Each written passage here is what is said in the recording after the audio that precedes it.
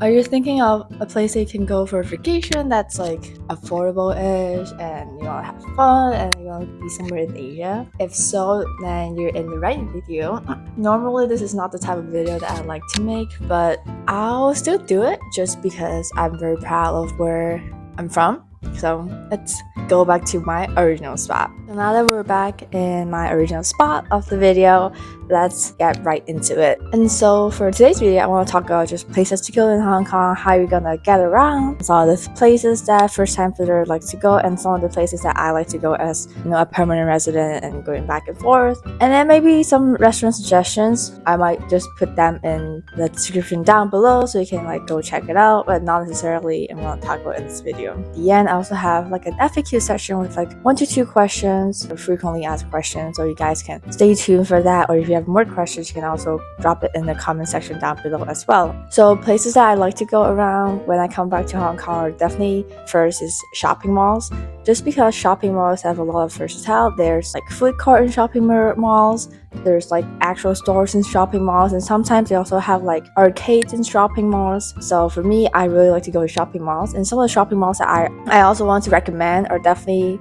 Festival Walk at the Kowloon Station. If you go to Kowloon Station and go right outside is the Festival Walk's mall. And another one is in Tsim Sha Tsui, and it's called the K11 Museum. Well, the K11 Mall, but they have 2 sections. There's one, it's called the K11 Mall, and there's the second one where it's the K11 Museum. And if you're a more artistic person, then K11 Museum might be the one for you. If you want to buy more things, buy cheap things, then you want to go to the City Gate outlet based in Dongcheng. They have a lot of stores in there.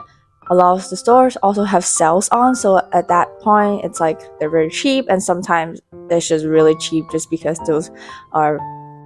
the things that they sell there are outdated and it's an outlet.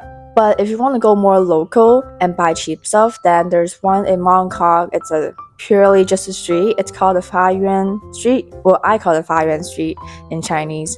If you look it up, I'll also put the link down below if you want to check it out. They have shops on the street, literally on the street, and people might hustle you, but don't be afraid. A lot of the things on there are knockoff, but they're still good and they're very cheap. Most of the time they only take cash, so I would recommend also bringing cash with you.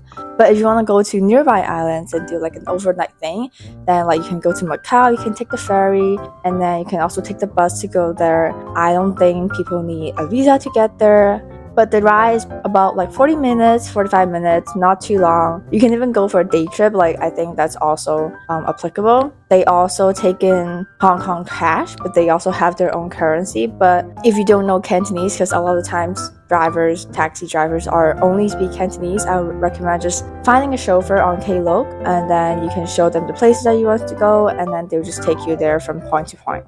And then the second nearby island that you can also take the ferry there from the central pier is the Changchao Island, where it's basically a fisherman island. They have a lot of food on there. Last time I went, I only went for 1 to 2 hours. There really isn't much to do you can do there. But there's a cave that you can go in where in the past, pirates have claimed to store their treasures in there, but it's a very small and very narrowed cave. So if you want to go there, you can also check it out as well. And their most famous thing is obviously the Changzhou fish ball. It's very chewy, it's just really good. They have different flavors in there. And then other places that first timer likes to go are definitely the Avenue of Star in Tsim Sha Tsui. That's where all the celebrities have their hand printed on the floor. You can walk along the Victoria Harbor. Whether it is daytime, nighttime, they always have a good view on. You can also take the Tsim Sha Tsui ferry if you want to go to Central. Then it's kind of point to point. You can also go to the peak.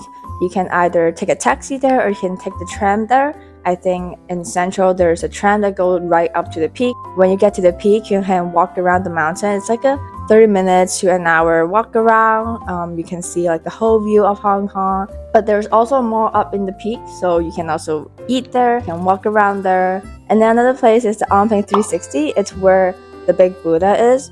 You can either take the taxi there, obviously, or you can also take a gondola. It's not a gondola. It's one of those things where it's a Ferris wheel. Not a Ferris wheel. Is it called a tram? Maybe it's called a tram, but I'll put a picture up there. I don't know what it's. But you can see the big Buddha there if you're a more traditional Chinese person, or if you just want to feel feel the religious vibe, then you can also go there for a visit. They have a lot of religious statues. You can, I don't know what it's called in English, but in Chinese it's called 口经. It's basically you wish for something from the big Buddha. But yeah. I just want to show you my cat. His name's Tiger. Tiger, say hello to the camera. Hello. Yeah, but this is my cat in Hong Kong. I'll let you get away so I can start my video. No, actually, no. Here we go.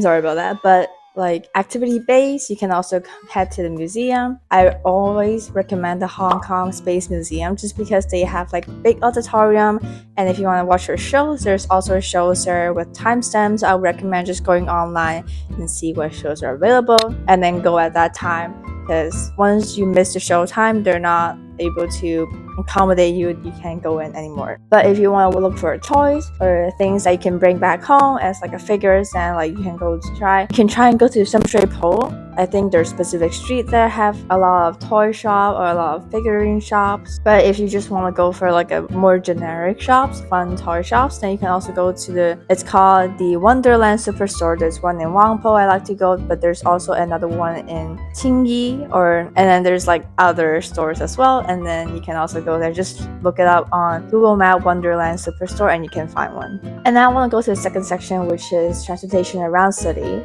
And first, you can try the train, which is in Hong Kong we call the MTR. There is the MTR connecting from the airport to the city center, so you can just take the MTR to get to the city center if you're coming in by plane. The map has both in English and Chinese. You need an octopus card to get through around the city.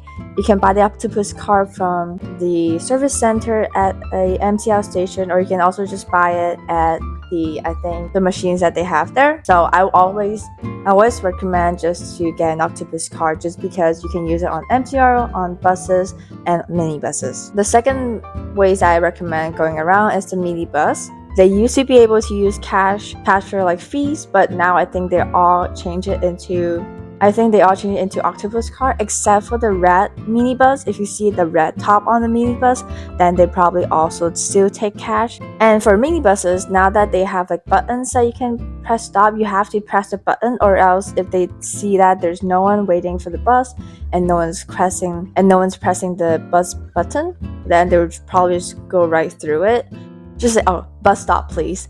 In Chinese it's another thing, but if you're in English, just say bus stop please, and then they'll stop at the bus stop. Another way that you can get around are obviously the double-deck buses. They use this octopus card as payment, but they also use like a tap function as payment. If your card or MasterCard has like a tap function, you can also use that as a payment for. But honestly, in my opinion, I think octopus card are like the best option, just because a lot of the things you can use your octopus card for. You can use it for like bus fee, MTR fee, but sometimes at stores you can also use your octopus card for paying for your products. So I would just recommend bring an octopus card, top it up as much as you can, and then just go around with your octopus card and not use cash. And on buses, they have like digital display to show that what stop you're at and to stop at every stop. So unlike mini buses, you don't have to be like more aware of the surroundings, but you have to look at the digital display to make sure that you're not going past your stop or you're going at the right stop. At the end, obviously, you have the taxi. A lot of times, if you're staying on the street asking for a taxi to come over, then they probably only speak Chinese. Now they also have an Uber/taxi service where you can order a taxi through your Uber app. So you can also do that if you really want to take the taxi, but they're obviously way more expensive. So I always just recommend getting through with buses and minibuses, just because they're actually very convenient, but the taxi service is always there. Like there's always so many taxis out there that you can always take. And now I'll get through into the FAQ section. Some of the questions that you might have is, do I really need to carry cash around the city? I would say not necessarily, but going with cashless might limit you for some sort of things, just because some restaurants only take cash and some shops on the street only take cash.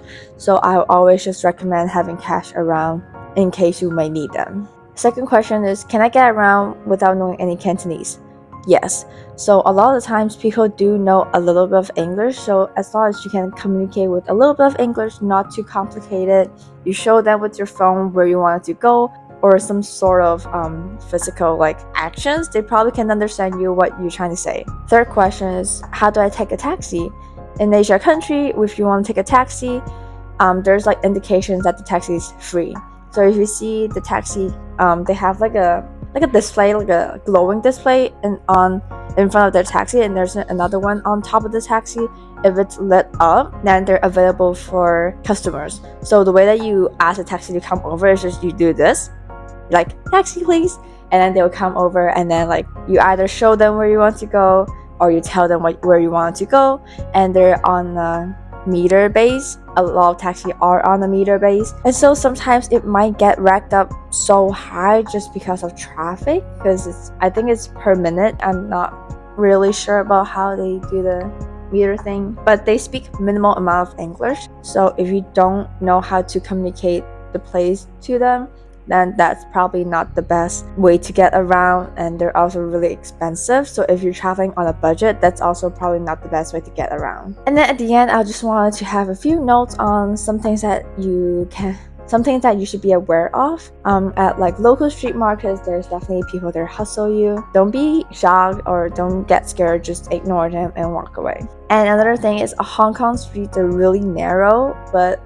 at the same time, there's a lot of people walking on there. I would be aware of pickpocketing. I don't think it's a problem here per se. I've never been pickpocketed before, but I'll always just keep my bag in front of me just in case like someone pickpocket or things get lost. Last thing that I want to mention is that at crowded places like the MTR, like mannerism, it's something that not that we lacked of, but be aware that people will push you away. Not like over, but people would push you out of their way if you're walking too slow, or if you're like standing there and like you're in people's way.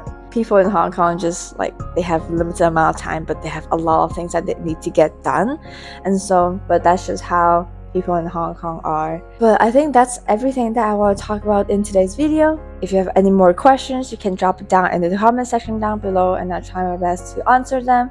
But if you want to stay tuned for more of my content, you can click the subscribe button and the bell button so you'll get a notification whenever I post. I will be posting soon more video about career, college, and vlogs. But other than that, this is a wrap of today's video, and I'll see you guys next time I post. Bye!